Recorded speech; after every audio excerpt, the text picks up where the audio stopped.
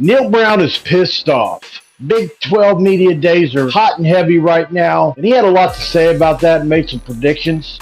We're going to talk about that, guys, on the other side of the intro, right after this word from my sponsor. This episode of Mountaineer Paul Talks Football is brought to you by Dutch Miller Automotive. For friends and family pricing means you get the best deal right up front on any new or pre-loved vehicle in stock every time. With brands like Chevrolet, Chrysler, Dodge, Jeep, Ram, Kia, Hyundai, Ford, GMC, Buick, and Subaru, the Dutch Miller Automotive family is always growing and ready to put you in the car or truck you've been searching for. Check out our inventory across West Virginia at DutchMillerAuto.com or come in today to the home of friends and family pricing, only at a Dutch Miller Auto store near you. This is for Cameron.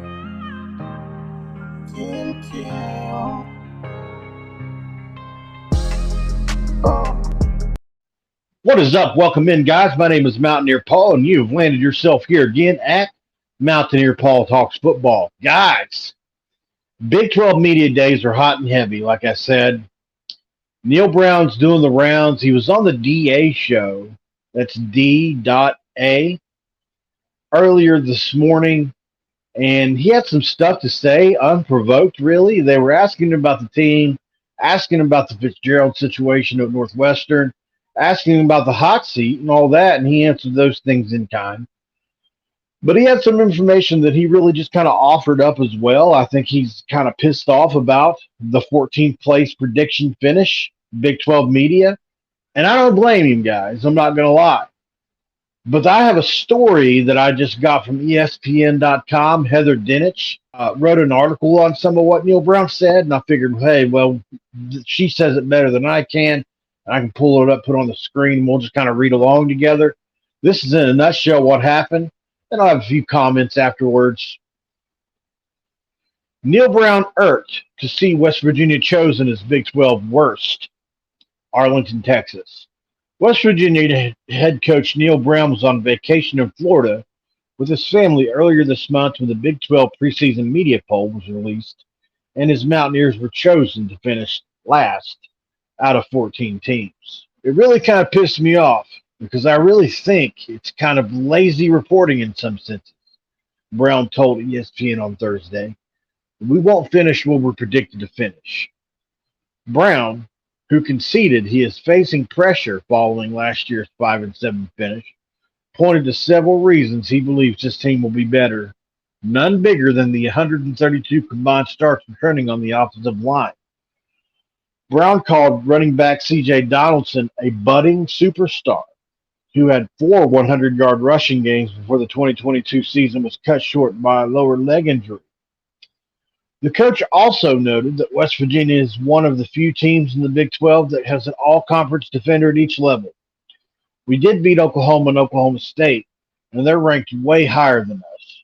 We beat them at the end of the year, so it wasn't that long ago, Brown said. I do think we're going to be an improved football team. This is the best offensive unit we've had. West Virginia closed its season by beating Oklahoma 23-20 and Oklahoma State 24-19 in 2 of its 3 final games. The Sooners were picked to finish third with the Cowboys at 7. Both of those programs received at least the first place vote. Texas was chosen to win the Big 12 in the preseason media poll. The Critters have selected the correct conference champion 5 times in the past decade. Brown said he will resume calling plays this year, something he relinquished last fall for the first time in his head coaching career. Last year, former offensive coordinator Graham Harrell called the plays before leaving Purdue. Throughout spring practice, Brown and first-year offensive coordinator Chad Scott shared play-calling duties. The decision goes back to we're in a year where we need to have success, Brown said. That's not something I hide from. Really, in a pivotal year, you fall back to your strengths. Last year didn't go the way we wanted. We underachieved, especially on the offensive side of the ball. Brown, who is entering his 5th year at West Virginia, has yet to post a 7-win season. The Mountaineers' only winning season under Brown was the coronavirus-shortened 2020 campaign, While the offense is consistently ranked in the lower half of the Big 12, the defense has allowed nearly 33 points a game in 2022. Only Kansas allowed more. He said part of the defensive drop off could be contributed to the fact that the team lost 6 starters in a 3 month period. We went out and really corrected what we thought was our glaring weakness last year, which was our secondary, Brown said. So I think we have a chance to be the most improved. I'm not saying we're going to go defensively into the top part of the country, but I do think we're going to be vastly improved. I like our team. I'm energized. Our guys are going to play with a chip on their shoulder. Wow. It's hard not to be optimistic after hearing Coach Brown's comments. One thing I'll say about this is we've heard a lot of this before. This is not things that Neal Brown hasn't said in the past about the team. He's not a big prediction guy, generally speaking. I mean, he's not a guy that makes bold cases a ton. He's always had confidence in himself and his abilities, and always talked confidently about the team and what he projected some things can do. He's also been honest in shortcomings of areas the team has had in the past as well. I think he believes his team's going to be better offensively. I'm not going to lie, guys. I'm not going to believe that till I see it. I do think this team has a chance to be really good running the ball with C.J. Donaldson, Jalen Anderson, Justin Johnson, Jaheim White. I mean, you go down the list, and this running back room is absolutely loaded. I like every running back we have. I think they all add something unique to the running back room. But the two at the top of the pecking order are really who I'm focused on.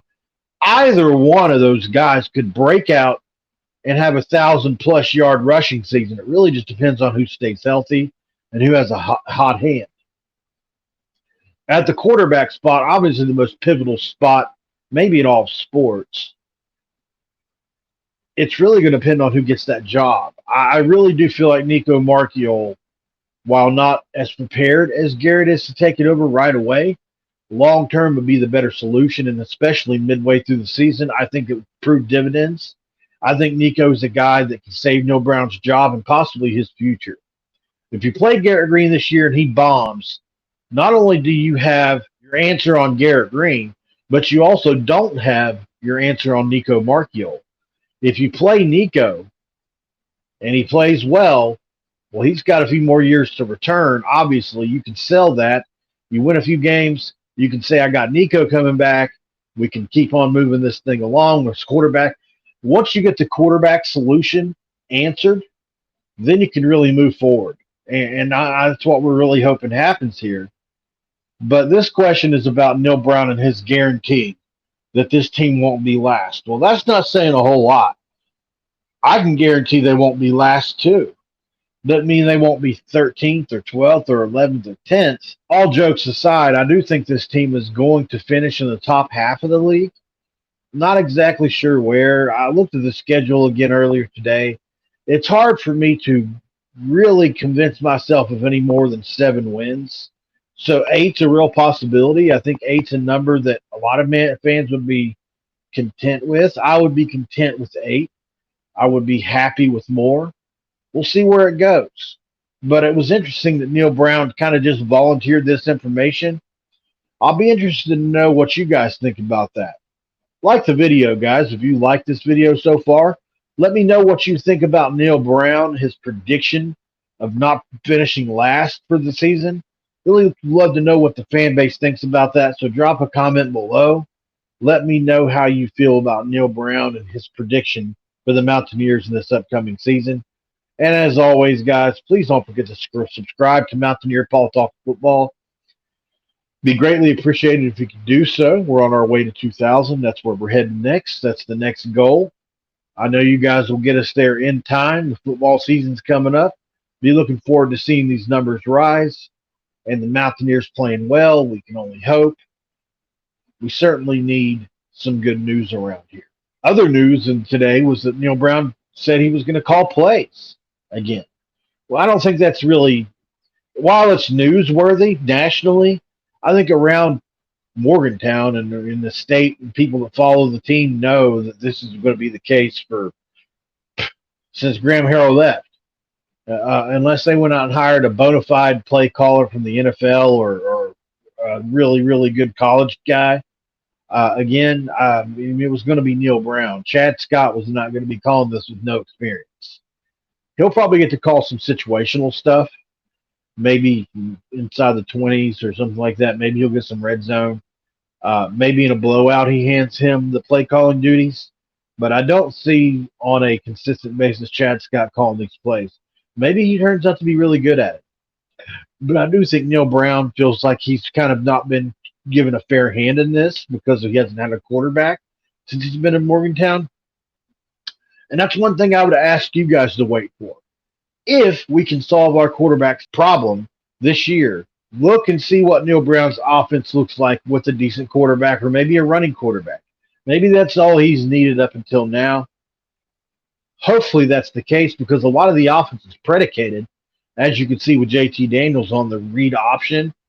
And there was no option for the quarterback to run on the read option in the past. So I think it would be a big deal going forward with the quarterback that can pull it.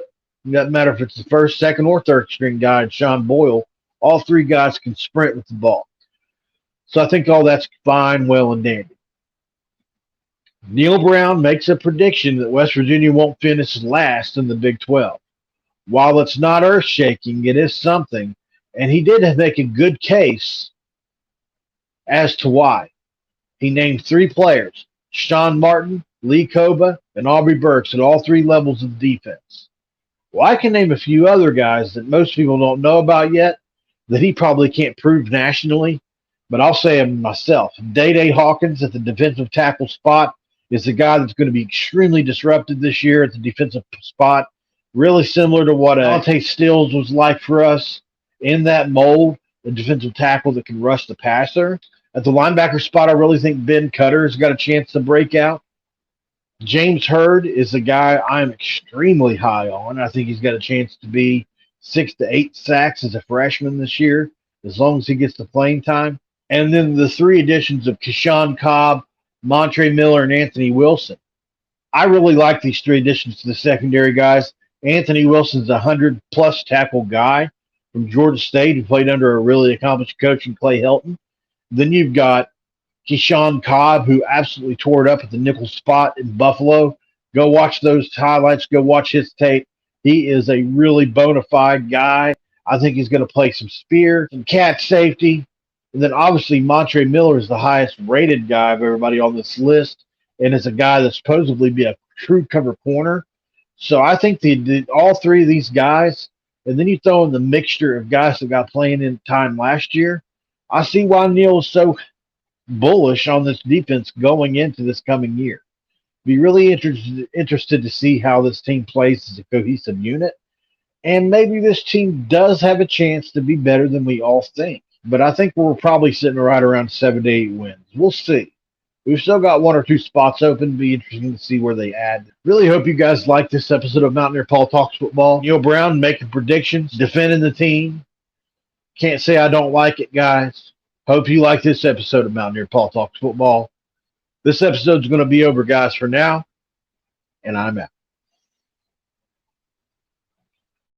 This is for Cameron. Tim Cal.